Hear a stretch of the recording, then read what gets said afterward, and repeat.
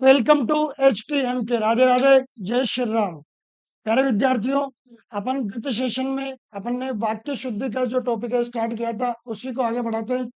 चलो आइए चलते हैं।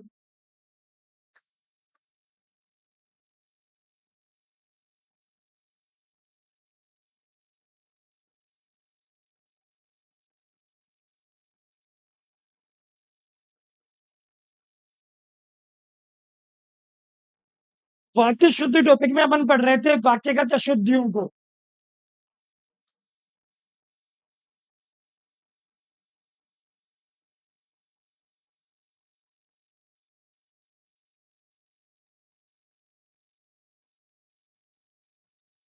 वाक्यगत अशुद्धियों में अपन फर्स्ट नंबर पर देख रहे थे संज्ञा संबंधी अशुद्धियां।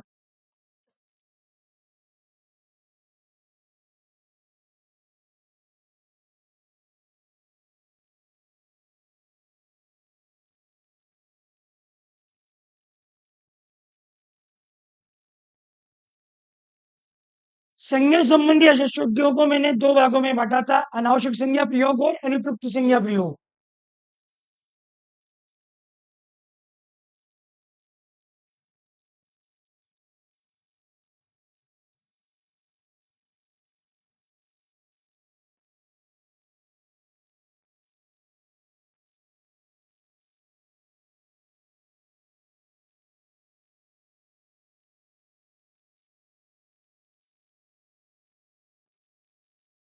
संज्ञा संबंधी शुद्ध को दो भागों में बांटा था, अनावश्यक संज्ञा प्रयोग में और अनुपयुक्त अनुपयुक्त संज्ञा प्रयोग में। अनावश्यक संज्ञा प्रयोग को अपन पढ़ रहे थे।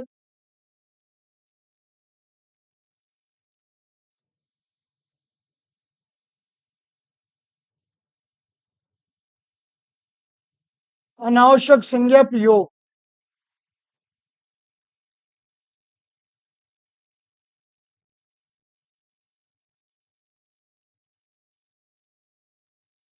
देखते हैं इसको।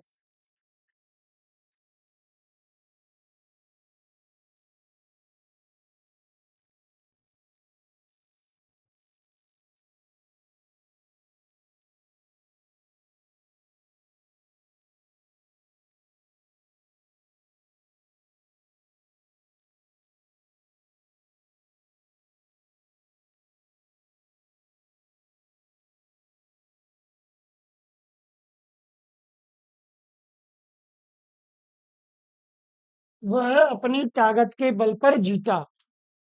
दूसरा वाक्य देखते हैं।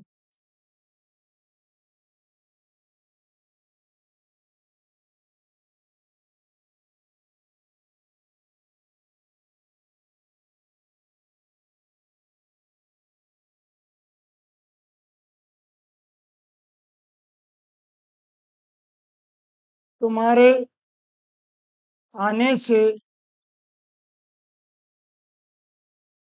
मेरा मन गदगद हो गया।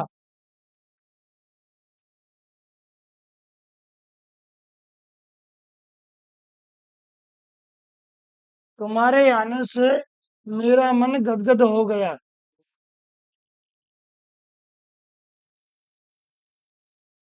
ये वाक्य है। शुद्ध वाक्य बनाना है आपको। बनाओ इनको शुद्ध वाक्य।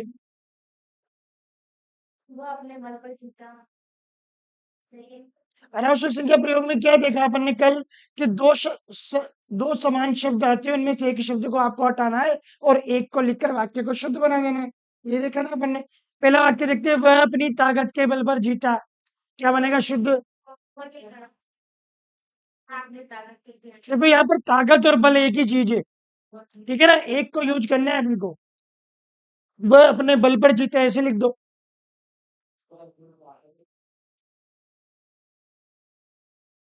वह अपने बल पर जीता।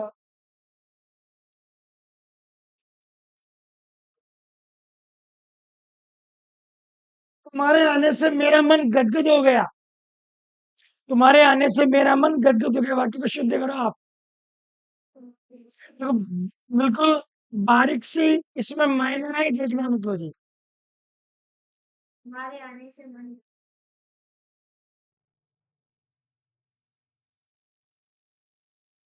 बिल्कुल बारीकी है इसमें, बहुत बिल्कुल बारीकी।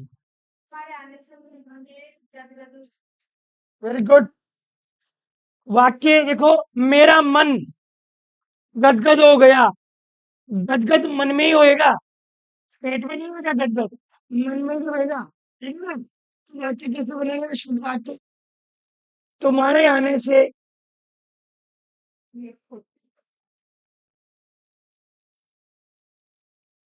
तुम्हारे आने से मैं गदगद हो गया।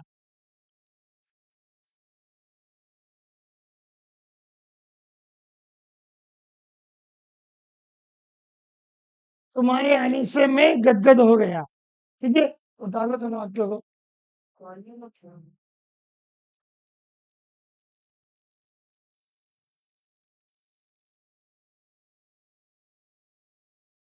ये वाक्य एग्जाम में आ चुका है और ये गलत भी जा चुका है बहुत सारे विद्यार्थियों के। ठीक है ना?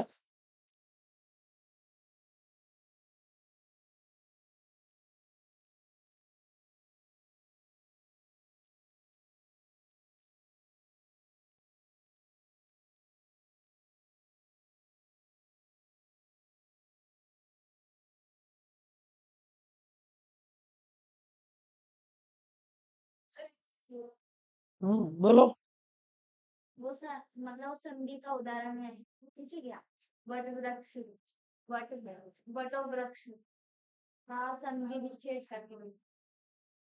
बटाया वृक्ष, विसर्ग संधि बेटा उसमें, संस्कृत का है वो,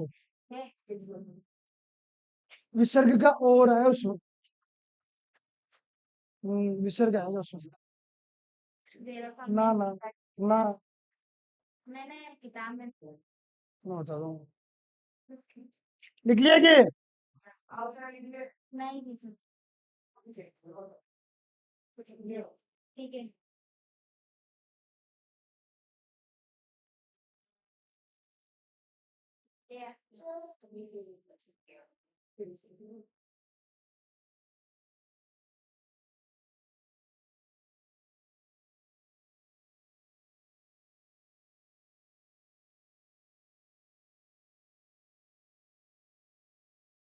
चले आगे।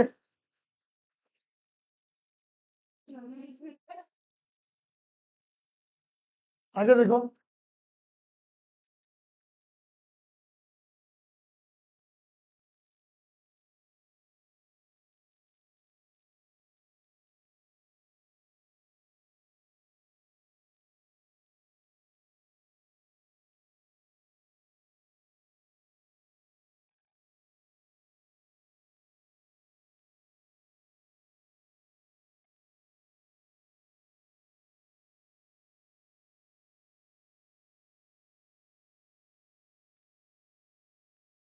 हिमाद्री पर्वत पर सूर्यास्त होता है।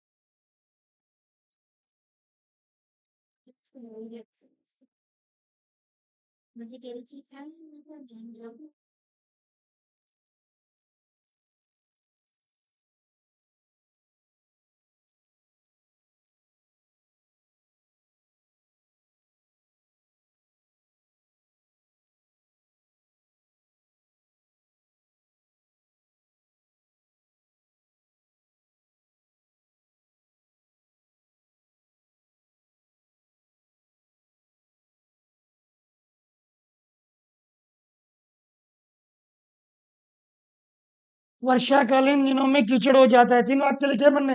हिमाद्री पर्वत पर सूर्यास्त होता है। मैं सोमवार के दिन व्रत रखता हूँ।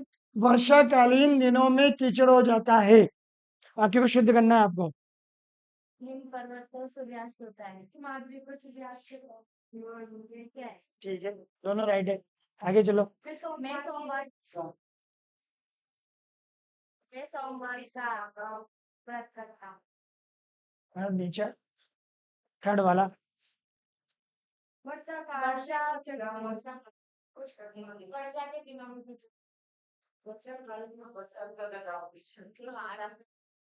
देखो, हिमाद्री पर्वत पर सूर्यास्त होता है। अद्री, अद्री माने भी क्या होता है? पर्वत। हिम प्लस अद्री हिमाद्री बना हुआ है, और ये पर्वत दोनों शब्द एक एक लिखना है आपको। क्या लिखोगे? हिमाद्री पर सूर्यास्त होता है। हिमाद्री पर सूर्यास्त होता है। मैं सोमवार के दिन व्रत रखता हूँ। सोमवार का व्रत करता हूँ। वार और दिन दोनों का मतलब एक होता है। ठीक है, मैं सोमवार का व्रत रखता हूँ।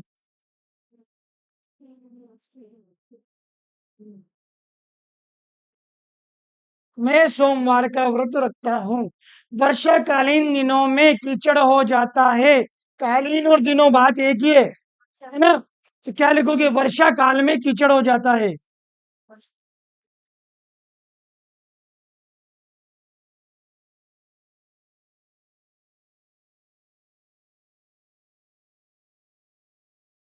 वर्षा काल में कीचड़ हो जाता है।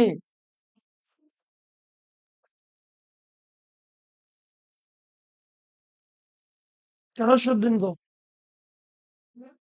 निकाल लो ना।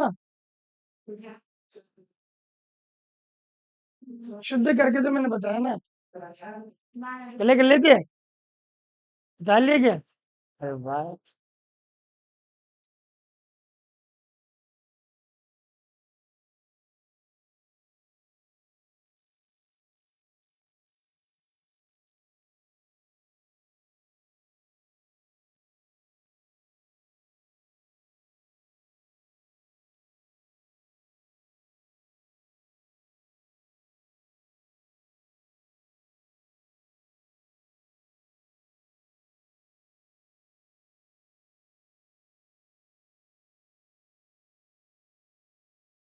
लिया। देखो, यहाँ पर दो टाइप से क्वेश्चन पूछे जाते हैं एग्जाम में। एक तो बेटा है कि निम्न में से, एक तरीका तो ये है कि निम्न में से कौन सा वाक्य शुद्ध है।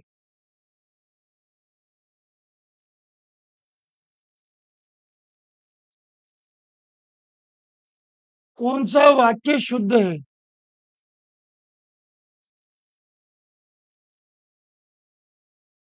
एक तरीका तो ये है। ठीक है, चार ऑप्शन दे देगा आपको वहां पर, ए बी सी और डी। इसमें क्या करेगा वो? तीन वाक्य तो शुद्ध रख देगा, एक शुद्ध रख देगा। आपको छापना है। एक तरीका तो ये है। ठीक है, दूसरा तरीका देखो आप। वाक्य के हिमाद्री पर्वत पर सूर्यास्त होता है।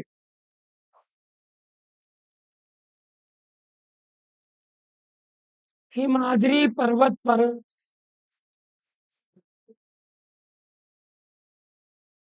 सूर्यास्त होता है। वाक्य में कौन सी अशुद्धि है?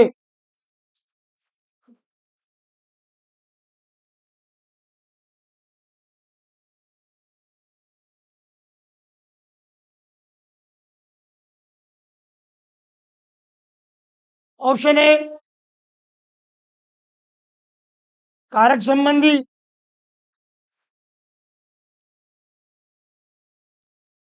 ऑप्शन बी सर्वनाम संबंधी,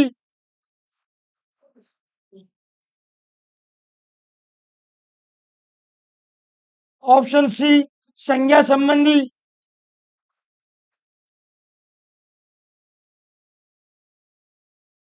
और ऑप्शन डी वचन संबंधी।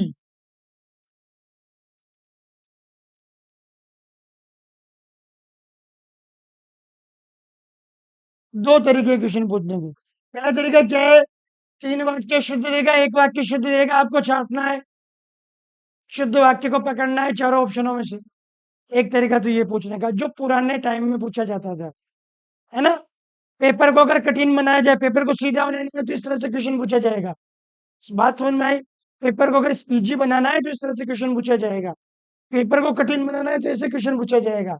हिमाद्री पर्वत पर सूर्यास्त होता है, वाक्य में कौन सा शुद्धि है, किस प्रकार की शुद्धि है? संज्ञा संबंधी शुद्धि। वाक्य किसमें पढ़ा आपने? संज्ञा में। संज्ञा में भी कौन सी शुद्धि? अनावश्यक संज्ञा प्रयोग है उसमें, अनावश्यक संज्ञा की शुद्धि है। बात क्लियर हुई? ये सब पढ़ेंगे अपन, सर्वनाम वचन ये सब चीजें पढ़ेंगे अपन। अपन क्या पढ़ रहे हैं? संज्ञा संबंधी शुद्धि। जो दोनों प्रकार से किसी भी पूछ सकता है, वो कहने का तात्पर्य ये क्वेश्चन। पेपर को सीधा बनाना है तो ऐसे पूछेगा, कठिन बनाना है तो इस तरह से पूछेगा। ऐसे पूछे तो इजी वे में आंसर हर कोई दे सकता है, ऐसे पूछे तो थोड़ा सा माइंड लगाना पड़ेगा आंसर देने के लिए। बात क्लियर? आगे चलते हैं।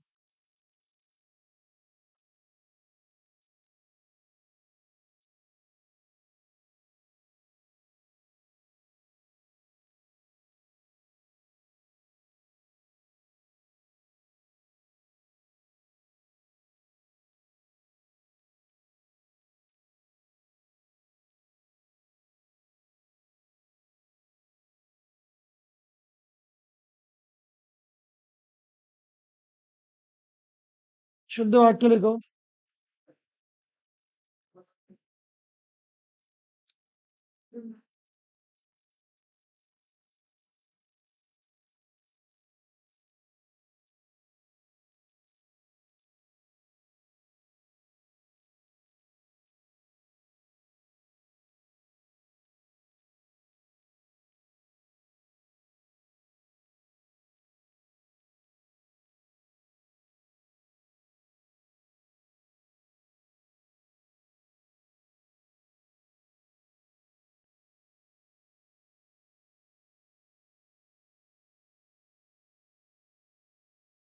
बनाओ वाक्य को शुद्ध।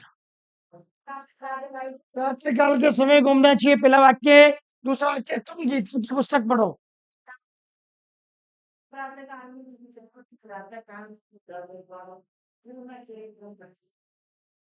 नहीं चाहिए, घूमना नहीं चाहिए प्रातःकाल। क्यों?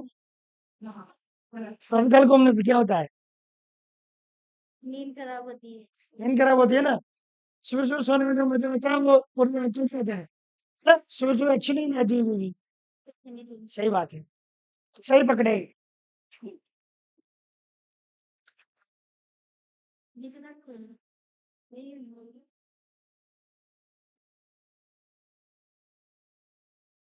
प्रातः काल के समय घूमना चाहिए। बनाओ, दोनों वाक्यों को शुद्ध बना लो आप।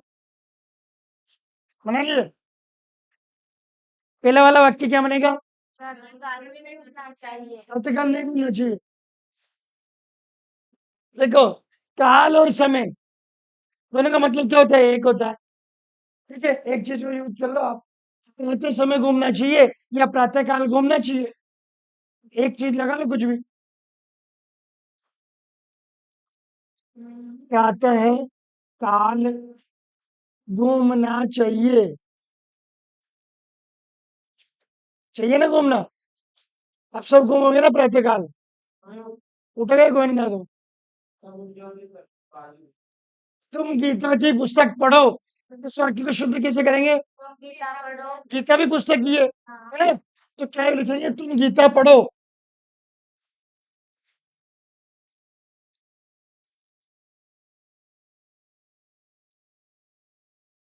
तुम गीता पढ़ो, इस तरह हो जाएगा। अब यहाँ यूं मत सोचो सर, गीता किसी लड़के का नाम भी तो हो सकता है। गीता जी। इतना दिमाग नहीं लगाना है, जो काम का है ना वही लगाना है। ठीक है?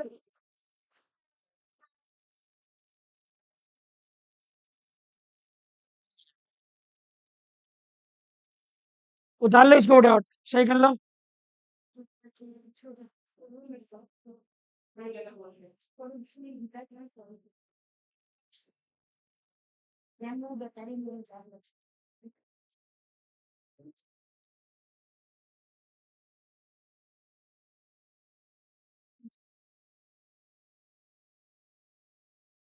भैया चलो आगे चलते हैं। ये था अपने अनावश्यक संज्ञा प्रयोग। दूसरा आता है अनुपयुक्त संज्ञा प्रयोग।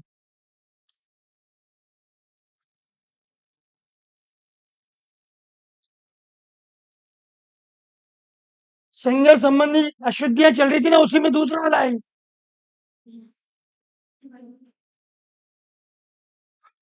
देखो इसमें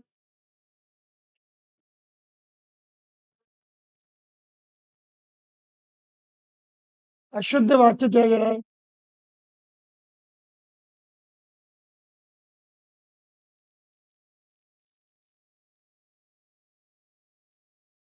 वास्को डिगामा वास्को डिगामा ने भारत का आविष्कार किया। वास्को डिगामा ने भारत का आविष्कार किया।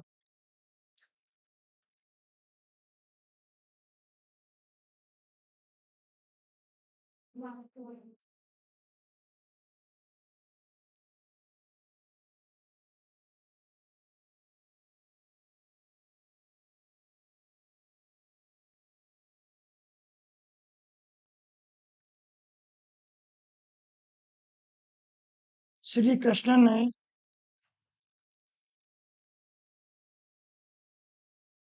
कंस की हत्या की।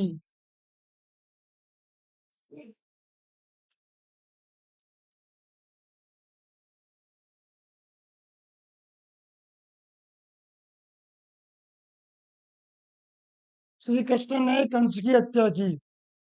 बनाओ दोनों वाक्यों को शुद्ध।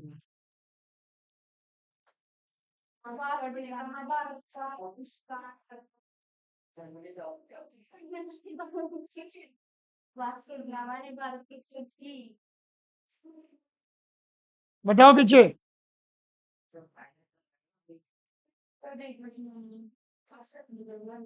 श्री कृष्ण ने कंस को मारा। ऑनलाइन विद्यार्थी बताओ क्या बनना चाहिए? मैं बोली सर। वास्को डिगामा ने भारत का आविष्कार किया। भारत भारत की खोज की। भारत के बाद अच्छा, ये आविष्कार शुद्ध लिख रखा है ना मैंने? हाँ सही लिख रखा है ना? ये आपने संधि में पढ़ा है ना? ये है ना? आविष्कार सही है, ठीक है। संधि में मैंने लिखा है, ये उदाहरण रखो। वास्को डिगामा ने भारत का आविष्कार किया। अब भारत कोई चीज थोड़ी है जिसका आविष्कार किया है ना? वाक्य क्या होगा? शुद्ध। वास्को डिगामा ने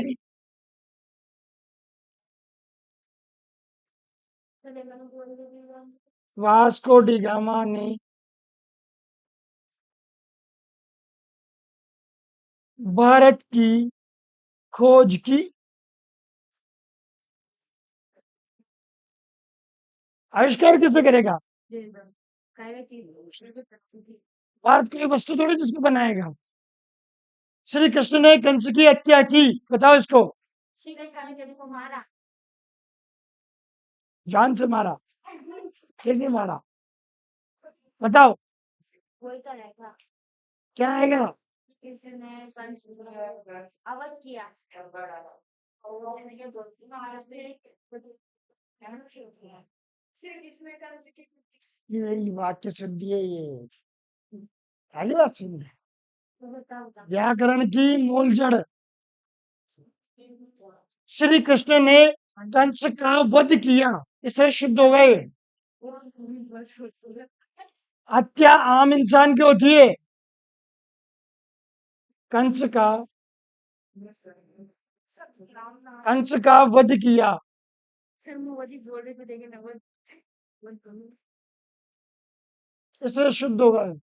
अब देखो उनमें तो क्या था, दो समान शब्द थे, उनमें से एक को हटाया था अपन ने। यहाँ पर एक शब्द है, उसको परिवर्तन करना है आपको। हाँ उसको हटा के उसकी जगह नया वर्ड लिखना है।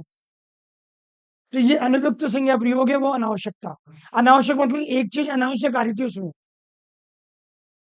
इसलिए अनावश्यक नाम रख दिया उसका।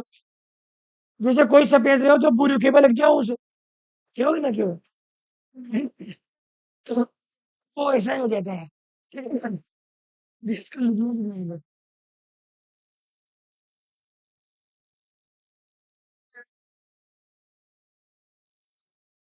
ले बच्चे, चलो आगे चलते हैं तो।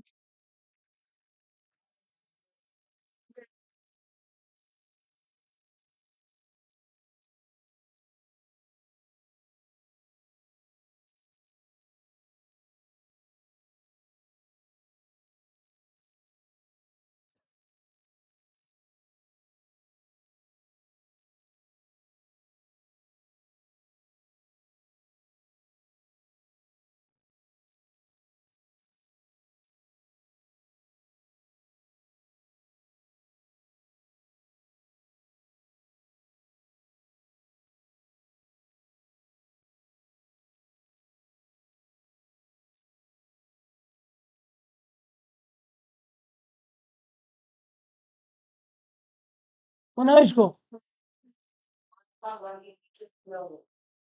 बनाओ इसको। तो मैंने नहीं कहा महात्मा गांधी की मृत्यु हो गई। अभी सबको पता है महात्मा गांधी जी की मृत्यु हो गई।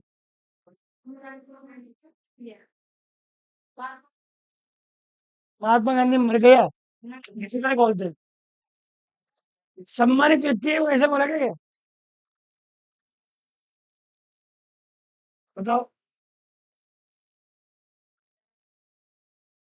महात्मा गांधी की हत्या हो गई ऐसे लिखेंगे?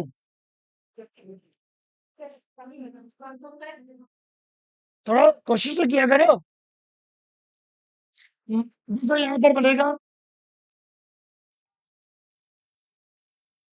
महात्मा गांधी का निधन हो गया। महापुरुषों की मृत्यु नहीं होती है, क्या होता है? निधन होता है उन लोगों का। महात्मा गांधी का क्या हो गया? निधन हो गया। इस तरह से बनेगा।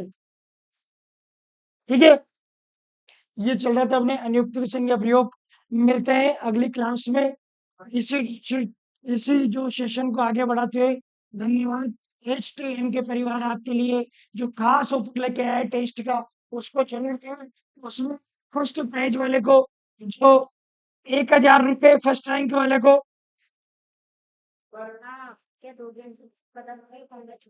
सेकंड रैंक वाले को 500 रुपये और थर्ड रैंक वाले को 200 रुपये। इसकी ऐसा मौका छोड़िए नहीं। और जल्दी से जल्दी आप HTMK के ऑफलाइन सेंटर पर आइए और अपना रजिस्ट्रेशन कराइए। और इस टेस्ट में कहीं भी पढ़ता हो, इस टेस्ट में अपनी भागीदारी निभाकर और इनाम को पाइए। धन्यवाद। मिलते हैं अगले सेशन में। जय श्री राम।